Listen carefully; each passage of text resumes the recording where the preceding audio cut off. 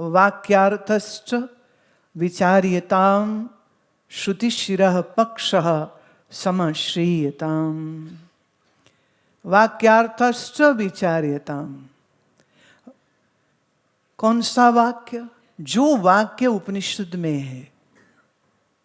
अब उपनिषद में बहुत से वाक्य है, तो इसमें थोड़ा हमें गहन चिंतन करना पड़ेगा किस वाक्य के लिए वो इतना जोर दे रहे हैं। और वो वाक्य है महावाक्य।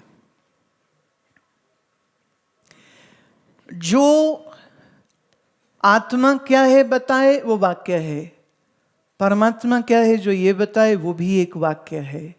पर जो आत्मा और परमात्मा की एकता का सूचक होता है उसको हम कहते हैं महावाक्य।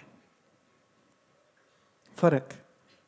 आत्मा क्या है ये बोध कराए उसको हम साधारण वाक्य बोलते हैं। जैसे गीता में भगवान कहते नैनम छिन्दन्ति शस्त्राणि नैनम दहति पावकः न चैनम क्लेदन्त्यापो न श्रोष्यति मारुतः। इसको हम कहेंगे वाक्य। किसको वर्णित कर रहा है? आत्मा का स्वरूप क्या है। किसी शस्त्र से छेदा नहीं जा सकता, अग्नि से जलाया नहीं जा सकता, पानी से गलाया नहीं जा सकता, वायु से उड़ाया नहीं जा सकता। यह आत्मा का स्वरूप है। जो ब्रह्म क्या है इस स्वरूप को वर्णित करे उसको भी हम वाक्य कहते। उपनिषद, गीता, ब्रह्म सूत्र क्या कहते हैं? परमात्मा कहाँ? तो कहा सर्वदेश सर्वकाल सर्व वस्तु में अनुगत भी है और उससे परे भी है। मह तो महियान, बड़े से बड़ा जो है और अणु से भी छोटे से छोटा जो है सो ब्रह्म है। पर ये सब श्लोकों को हम कहेंगे वाक्य। और ये आत्मा ही परमात्मा है, दो नहीं है। जो ये समझाए उसको हम कहते महावाक्य। तो आदि शंकर आदेश कर रहे हैं किसका चिंतन करो? महावाक्य का। इसे वेदांत की भाषा में बोलूं तो होगा तत्पद और त्वम पद का शोधन करे। त्वम माने तू, तत् माने ईश्वर। पहले ईश्वर क्या है यह जाने, फिर ये जीव क्या है यह जाने। Once you know who you are, then you have to know what the Ishvara is. Then you have to see what are the common points and then you have to drop what is making different. ऐसे समझो। आकाश में चंद्रमा है, नीचे एक बहुत बड़ी झील है, पानी जिसका ठहरा है उसमें चंद्रमा का आभास पड़ रहा है। और वहीं उस झील के किनारे एक घड़ा पड़ा है, उस घड़े के पानी में भी चंद्रमा का आभास पड़ रहा है, रिफ्लेक्शन है। पानी झील का बहुत बड़ा, घड़े का इतना सा, पर दोनों में चंद्रमा का रिफ्लेक्शन अलग अलग होगा क्या कि एक ही होगा? अच्छा सोचिए, वहां 1000 घड़े रखे हैं तो 1000 चंद्रमा के आभास हो गए।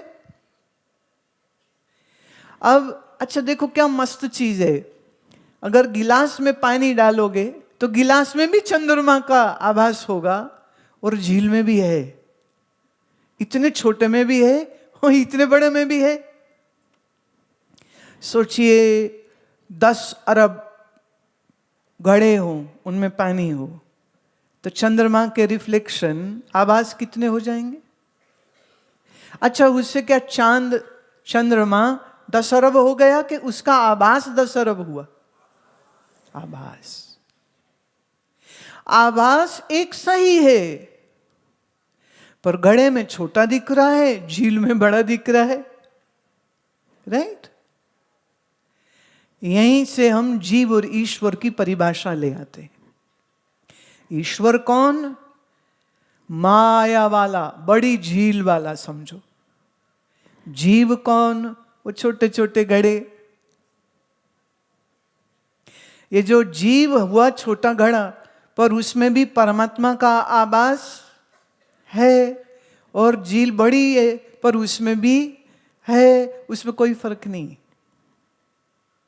आभास आभास एक है, पर झील और घड़े का बॉडी एक नहीं है। इतनी बात समझ लगी? हमारे अंतःकरण में जो चेतन का आभास है, उसी को हम कहते जीव। समझे? आपका शरीर समझो हो गया घड़ा, और इस घड़े में मन बुद्धि है पानी, और उसमें है चेतन आत्मा का आभास, इसी का नाम है जीव। और जीव क्या है? ये बेचारा बेवकूफ है, अज्ञानी है, बुलक्कड़ है, अपना स्वरूप भूल गया है, मलिन सत्वगुणी है, अपना अगला पिछला कुछ याद नहीं है, और शरीर को मैं मानने लग जाता है। तुम क्या मानते हो खुद को? क्या शरीर नहीं मानते? मैं औरत हूं, मैं बच्चा हूं, मैं बूढ़ा हूं, मैं जवान हूं, शरीर को तुम मैं मानते हो। जबकि शरीर तो घड़े जैसा है, जैसे घड़ा मिट्टी, कैसे तेरा शरीर मिट्टी का। घड़े में पानी है, आपके इस शरीर में पानी कौन? ये आपका मन बुद्धि। चेतन का आभास जो इस मन में पड़ा, उसी को हम कहते जीव।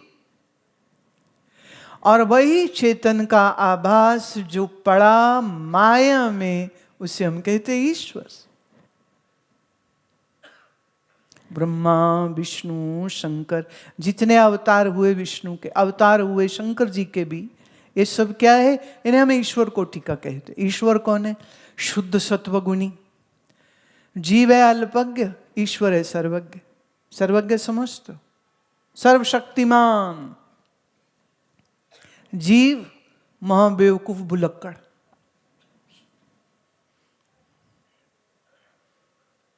जीव तो देखो पैदा होता है ना, तो अपने आप उठ के बैठ नहीं सकता, खा नहीं सकता, पी नहीं सकता। इससे तो जानवर का बच्चा अच्छा होता है। 2 ही घंटे में गाय का बछड़ा अपने पैर पे खड़े हो जाता है, मां के थन से दूध पी लेते। 1 ही घंटे में वो छलंगे मार मार के दौड़ने लग जाता है। मनुष्य का बच्चा देखो पड़ा है, बेवकूफ। बैठाना भी पड़े ना, 2 गद्दी लगानी पड़ती है कि उलट ही न जाए कहीं। उस दृष्टि से पशु का जो बच्चा है वो बड़ा समझदार लगता है, और मनुष्य वाला तो बेचारा ही लगता है। पर एक चीज देखो क्या मस्त है, घड़ा छोटा हो बड़ा हो, सुराही छोटी हो बड़ी हो, अगर उसमें जल है तो चंद्रमा का आभास तो पड़ेगा। नहीं पड़ेगा क्या? पड़ेगा। ऐसे ही शरीर कुत्ते का हो, बैल का हो, मनुष्य का हो, पक्षी का हो, अंदर मन है तो चेतन का आभास पड़ेगा ही पड़ेगा। मन है छोटा, माया है बहुत बड़ी। माया में आभासित ब्रह्म को ही हम ईश्वर कहते हैं, और हमारे मन बुद्धि में आभासित चेतन को ही हम जीव कहते हैं।